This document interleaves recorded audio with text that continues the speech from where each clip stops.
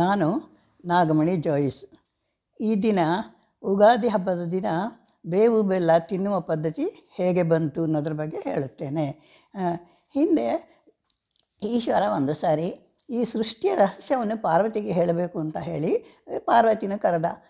ಯಾರು ಇಲ್ಲದೇ ಇರೋ ನಿರ್ಜನ ಜಾಗದಲ್ಲಿ ಕುಳಿತುಕೊಂಡು ನಾನು ನಿನಗೆ ಈ ಸೃಷ್ಟಿ ರಹಸ್ಯದ ಬಗ್ಗೆ ಹೇಳುತ್ತೇನೆ, ಇದು ಅತ್ಯಂತ ಗೋಪ್ಯವಾದದ್ದು, ಯಾರಿಗೂ ಗೊತ್ತಾಗಬಾರ್ದು ಅಂತ. ಸರಿ ಅಂತ ಇಬ್ಬರು ಕೈಲಾಸದಲ್ಲಿ ನಿರ್ಜನ ಪ್ರದೇಶಕ್ಕೆ ಹೋದರು. ಅಲ್ಲಿ ಒಂದು ಜಾಗದಲ್ಲಿ ಕುಳಿತುಕೊಂಡ್ರು. ಈಶ್ವರ ಒಂದು ಆಸನ ಸೃಷ್ಟಿ ಮಾಡಿದ. ಆಸನದ ಮೇಲೆ ಇಬ್ಬರು ಕುಳಿತುಕೊಂಡ್ರೆ ಏನಾಗಿದೆ, ಮೇಲ್ಗಡೆಯಿಂದ ಗರುಡ ಹಾರ್ಕೊಂಡು ಬಂದ.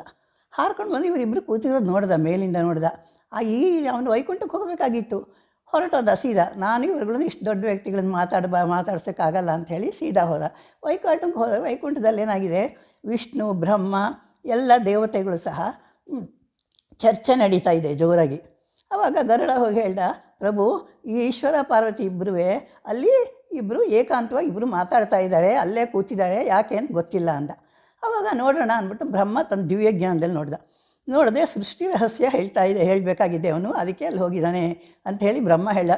ಬನ್ನಿ, ನಮ್ಮಗಳಿಗೂ ಸಹ ಎಲ್ಲರಿಗೂ ಸೃಷ್ಟಿ ಬಗ್ಗೆ ಬೇಕು, ಸೃಷ್ಟಿ ರಹಸ್ಯ ನಮಗೂ ಗೊತ್ತಿಲ್ಲ ಕರೆಕ್ಟಾಗಿ, ಬನ್ನಿ ನಾವೆಲ್ಲ ಹೊರಗೆ ಹೋಗಿ ನಾವು ಕೇಳಿಸ್ಕೊಳ್ಳೋಣ ಅಂತ ಹೇಳ್ದ.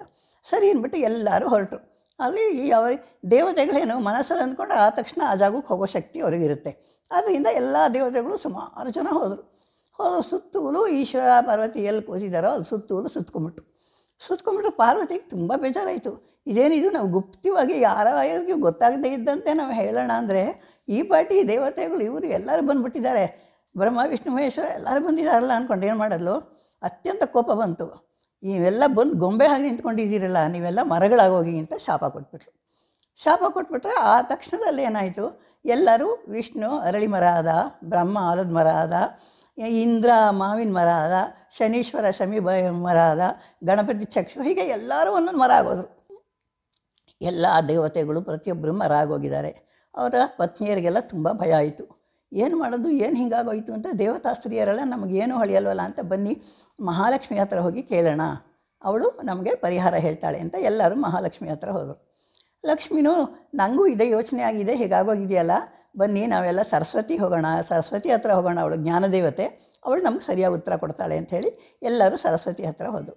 ಸರಸ್ವತಿ ಹತ್ರ ಹೇಳಿ ತಮ್ಮ ಕಷ್ಟನ ಪರಿಹಾರ ಮಾಡು ಅಂದರು. ನಿಮಗೆಲ್ಲ ನನಗೂ ಸಹ ಇದೇ ಥರ ಬಂದಿದೆ ಕಷ್ಟ, ನಾನು ಹೇಳ್ತೀನಿ, ಯೋಚನೆ ಮಾಡಬೇಡಿ, ಏನಾದರೂ ಪ್ರಪಂಚ ಒಂದು ಬೇರೆ ಥರ ಸೃಷ್ಟಿಯಾಗಬೇಕಾಗಿ ಬಂದಿದೆ, ಇದು ತುಂಬ ಒಳ್ಳೆಯದಕ್ಕೆ ಆಗಿದೆ, ಇದು ಆಗೋದು ಒಳ್ಳೆಯದಕ್ಕೆ ಅಂತಲ್ಲ, ಅದರಿಂದ ಹೇಳ್ತೀನಿ ಅಂದ್ಬಿಟ್ಟು ಅವಳು ಒಂದು ನಿಮಿಷ ಕಣ್ಣು ಮುಚ್ಕೊಂಡು ಕಣ್ಣು ತೆಗೆದು ಜ್ಞಾನ ದೃಷ್ಟಿನಲ್ಲಿ ಹೇಳೋದು, ಬನ್ನಿ ಇವಾಗ ನಾನು ಹೇಳಿದಾಗ ನೀವು ನನ್ನ ಮಾತು ಎಲ್ಲರೂ ಕೇಳಿ, ನೀವೆಲ್ಲರೂ ಒಂದೊಂದು ಪುಷ್ಪ ಆಗೋಗಿ ಎಲ್ಲರೂ ನಮಗೆ ಯಾವ್ಯಾವ ಶಕ್ತಿ ಇದೆಯೋ ಆಯಾ ಪುಷ್ಪ ಆಗಿ, ಇದೇ ಪುಷ್ಪ ಅಂತಲೇ ಏನಿಲ್ಲ, ಹೋಗ್ಬಿಟ್ಟು ಆ ದೇವಿ ಪಾದದ ಮೇಲೆ ಎಲ್ಲರೂ ಓಂ ಶಕ್ತಿ ರಕ್ಷಮಾಮ್ ಅಂತ ಹೇಳ್ಕೊಂಡು ಬೀಳ್ತಾ ಬರೋಣ ಅವಳ ಪಾದದ ಮೇಲೆ. ಆಮೇಲೆ ಮಾಲೆಯಾಗಿ ಅವಳ ಶಿರಕ್ಕೆ ಎಲ್ಲರೂ ಮಾಲೆಯಾಗಿ ಹಾಕೋಣ ಬನ್ನಿ ಅಂತ ಹೇಳಿ ಅಂದ್ಬಿಟ್ಟು ಎಲ್ಲರೂ ಅದರಲ್ಲಿ ಲಕ್ಷ್ಮಿ ತಾವರೆ ಹೂವಾದಳು. ಒಬ್ಬೊಬ್ಬರು ಒಂದೊಂದಾಗ ಹೂವಾಗಿ ಎಲ್ಲರೂ ಹೂವಾದರು. ಮಲ್ಲಿಗೆ, ಸಂಬಕ್ಕೆ, ಜಾಜಿ, ಶಾಮಂತಿಗೆ, ಮಲ್ಲೆ, ಗುಲಾಬಿ, ಪಾರಿಜಾತ, ಹೀಗೆ ಘಮಘಮಾನ ಪುಷ್ಪಗಳಾಗಿ ಎಲ್ಲರೂ ಹೋಗಿ ದೇವಿ ಪಾದದ ಮೇಲೆ ಬೀಳಕ್ಕೆ ಶುರು ಆಗೋದ್ರು. ಘಮಘಮ ಹೇಗೆ ಬರ್ತಾಯಿದೆ, ಹೂವಿನ ವಾಸನೆ ಅಂದರೆ ತಾಯಿಗೆ ತುಂಬ ಸಂತೋಷ ಆಗ್ತಾಯಿದೆ. ಎಷ್ಟು ಭಕ್ತಿ ಪ್ರೀತಿಯಿಂದ ಇವರೆಲ್ಲ ನನಗೆ ಹೇಗೆ ಪೂಜೆ ಮಾಡ್ತಾಯಿದ್ದಾರೆ, ಹೇಗೆ ಮಾಲೆ ಹಾಕ್ತಾಯಿದ್ದಾರೆ, ಇವ್ರನ್ನೆಲ್ಲ ಹಾಗಾದರೆ ನಾನು ರಕ್ಷಣೆ ಮಾಡಬೇಕು, ಇವ್ರ ಇಷ್ಟ ಎಲ್ಲ ನೆರವೇರಿಸ್ಬೇಕು ಅಂದ್ಬಿಟ್ಟು ಏನು ಮಾಡಿಬಿಟ್ಲು, ತಾನು ಹೊರಗಡೆ ನಿಂತ್ಕೊಂಡು ದೊಡ್ಡ ನಿಂಬೆ ಮರ ಅಂದ್ರೇನು, ಬೇವಿನ ಮರ, ಆ ಬೇವಿನ ಮರದ ಆಕಾರದಲ್ಲಿ ನಿಂತ್ಕೊಂಡ್ರೆ ಏನಾಯಿತು, ದೊಡ್ಡ ಬೇವಿನ ಮರ, ಮತ್ತು ಗಾಳಿ ಜೋರಾಗಿ ಬೀಸೋದು. ಆ ಗಾಳಿ ಹೇಗಿತ್ತು ಅಂದರೆ ಬ್ರಹ್ಮಾಂಡ ಪೂರ್ತಿ ಎಲ್ಲ ಕಡೆಗೂ ಆವರಿಸ್ಕೊಂತು ಆ ಗಾಳಿ. ಅದರಲ್ಲಿ ಇದ್ದಿದ್ದು ಹಣ್ಣು ಬೀಜ, ಬೇವಿನ ಬೀಜ ಸಹ ಎಲ್ಲ ಕಡೆನೂ ಬಿತ್ತು. ಆ ಗಾಳಿನಲ್ಲಿ ಎಷ್ಟು ಶಕ್ತಿ ಇತ್ತು ಅಂದರೆ ಎಲ್ಲ ದೇವತೆಗಳು ಎಲ್ಲರೂ ಯಥಾರೂಪನ ಪಡೆದುಬಿಟ್ರು.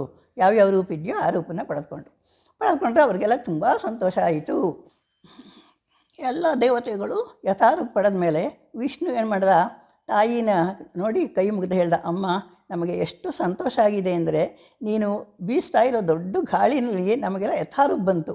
ಅಂದರೆ ಆ ಮರದಲ್ಲಿ ಇನ್ನೆಷ್ಟು ಶಕ್ತಿ ಇದೆ ಅಂತ ನಾವು ಊಹೆ ಮಾಡ್ಕೊಳ್ಳೋಕ್ಕೂ ನಮಗೆ ಶಕ್ತಿ ಇಲ್ಲ. ಆದರೆ ನಾವೊಂದು ನೀನು ಅನುಮತಿ ಕೇಳ್ತೀವಿ, ಏನೊಂದು ದೇವತಾಸ್ತ್ರೀ ಎಲ್ಲ ಹೂ ಪೂಜೆ ಮಾಡಿದೆ, ನೀನು ನಮಗೆ ವರ ಕೊಟ್ಟೆ, ಇವಾಗ ನಾವುಗಳು ನಿನ್ನ ಮರದ ಸೊಪ್ಪು ಅಂದರೆ ಬೇವಿನ ಸೊಪ್ಪು ನಿನಗೆ ಪೂಜೆ ಮಾಡ್ತೀವಿ, ಇದಕ್ಕೆ ನೀನು ವರ ಕೊಡಬೇಕು ಅಂತಂದರು. ಅದಕ್ಕೆ ತಾಯಿ ಒಪ್ಕೊಂಡ್ಳು.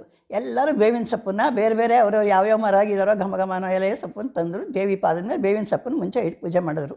ಆ ಟೈಮಲ್ಲಿ ಏನು ಮಾಡಿದ ಗಣಪತಿ ತನ್ನ ಇಕ್ಷು ಅಂದರೆ ಕಬ್ಬಿನ ಜಲ್ಲೆಗಳನ್ನ ಒಟ್ಟು ಹೊಡ್ಕೊಂಬಂದ ದೇವಿ ಪಾದದ ಹತ್ರ ಇಡೋಕ್ಕೆ. ತಾಯಿ ಏನು ಮಾಡಲು, ಮಹಾತಾಯಿ ಒಂದು ಜಲ್ಲೆನ ಎಳೆದುಕೊಂಡು ಈಶ್ವರನ ಪಕ್ಕ ತನ್ನ ಎಡಗೈಲಿ ಹಿಡ್ಕೊಂಡು ಕುಳಿತುಕೊಂಡು ಕಬ್ಬಿನ ಜಲ್ಲೆನ ಪಾದದ ಹತ್ರ ಇಟ್ಟರು. ಇಟ್ಮೇಲೆ ಎಲ್ಲರೂ ಏನು ಮಾಡಿದ್ರು, ನಮಸ್ಕಾರ ಸುತ್ತು ಪ್ರದಕ್ಷಿಣೆ ಈಶ್ವರ ಪಾರ್ವತಿಗೆ ನಮಸ್ಕಾರ ಮಾಡಿ ಹೇಳಿದ್ರು. ಬ್ರಹ್ಮ ಹೇಳ್ದ, ಮಹಾತಾಯಿ ಜಗದಂಬೆ, ನಮ್ಮ ಹತ್ರ ಸದ್ಯಕ್ಕೆ ಇವಾಗ ಏನು ತೋಚ್ತಾ ಇಲ್ಲ, ಆದ್ದರಿಂದ ಇದು ನಿಂಬೆ ಸೊಪ್ಪು ಮತ್ತು ಬೆಲ್ಲ ಎರಡನ್ನೇ ನಿಮಗೆ ನೈವೇದ್ಯ ಮಾಡಿ ನಾವು ಸಹ ಪ್ರಸಾದ ಸ್ವೀಕರಿಸ್ತೀವಿ, ಅದರಲ್ಲೇ ನಮಗೆ ಶಕ್ತಿ ಕೊಡು ಅಂತ ಕೇಳೋದು. ತಾಯಿ ಒಪ್ಕೊಂಡು ಸರಿ ಬೇವು ಬೆಲ್ಲ ಎರಡು ಬೇಯಿಸಿ ಎಲ್ಲರೂ ಪ್ರಸಾದ ಆರತಿ ಮಾಡಿ ತಾಯಿಗೆ ಆರತಿ ತಗೊಂಡು ನಮಸ್ಕಾರ ಮಾಡಿ ಪ್ರಸಾದ ಸ್ವೀಕಾರ ಮಾಡಿದರು. ಸ್ವೀಕಾರ ಮಾಡಿದ ತಕ್ಷಣ ಬ್ರಹ್ಮ ಏನಂದ, ಅಮ್ಮ ಜಗದಂಬೆ ಏನು ಹೇಳಿ ನಾನು ಅಂದ. ಏನು ನಾನು ಎಷ್ಟು ಕಷ್ಟಪಟ್ಟು ಯಾವ ಥರ ಸೃಷ್ಟಿ ಮಾಡಿದ್ರೂ ಸರಿ ಬರ್ತಿರಲಿಲ್ಲ, ಎಲ್ಲ ಸಮುದ್ರದೊಳಗೆ ಹಾಕಿದ್ದೀನಿ. ಇವಾಗ ಸಮುದ್ರದಲ್ಲಿರೋ ವಿಚಿತ್ರ ಜೀವ ಎಲ್ಲ ಅದೇ. ಇವಾಗ ಈಗ ತಗೊಂಡಿದ್ದಾಗ ನಂಗೆ ಕರೆಕ್ಟಾಗಿ ಸೃಷ್ಟಿ ಬರುತ್ತೆ ಅನ್ನೋದೊಂದು ಧೈರ್ಯ ಬಂದುಬಿಡ್ತು ನನಗೆ ನಿಜವಾಗೂ. ಅಂದರೆ ಯುಗದಲ್ಲಿ ಇವತ್ತಿನ ದಿನವೇ ಯುಗಾದ ಆದಿ ಮೊದಲನೇ ದಿನ, ಇವತ್ತಿನ ದಿನ ಸೃಷ್ಟಿ ಮಾಡ್ತೀನಿ, ನನಗೆ ತುಂಬ ಸಂತೋಷ ಆಗಿದೆ ಅಂತ ಅವನು ಹೇಳ್ದ. ಹಾಗೆ ಆಗಲಿ ತಾಯಿ, ಅಲ್ಲಿನ ಮುಂದೆ ಸೃಷ್ಟಿ ಸಲೀಸಾಗಿ ನಡೆಯುತ್ತೆ, ನಿಮ್ಮ ಇಷ್ಟ ಎಲ್ಲ ನೆರವೇರುತ್ತೆ ಬೇವು ಬೆಲ್ಲ ತಿಂದಿರೋದು ಅಂತ ಹೇಳಲು. ವಿಷ್ಣು ಹೇಳ್ದ, ಅಮ್ಮ ನಿಂದು ಎಲೆನೆಲ್ಲ ಇಷ್ಟೊಂದು ಶಕ್ತಿ ಇರಬೇಕಾದ್ರೆ ನಿನ್ನ ಮರದಲ್ಲಿ ಇನ್ನೆಷ್ಟು ಶಕ್ತಿ ಇದೆ ಅಂತ ನಾನು ಹೇಗೆ ಊಹೆ ಮಾಡಲಿ? ಆದ್ದರಿಂದ ನನಗೇನು ಆಸೆ ಅಂದರೆ ನಿನ್ನ ಮರದಲ್ಲೇ ನನ್ನನ್ನು ಸೃಷ್ಟಿ ಮಾಡಿ ಭಕ್ತರುಗಳು ಪೂಜೆ ಮಾಡಲಿ ಅಂತ ನನಗೆ ಆಸೆ. ನನ್ನನ್ನು ಪ್ರಪಂಚನೇ ನೋಡ್ಕೊಳ್ಳೋ ಹಾಗೆ ಮಾಡ್ಕೊಳ್ಳಿ ಆ ಆಕಾರದಲ್ಲಿ ಇಂದಲು.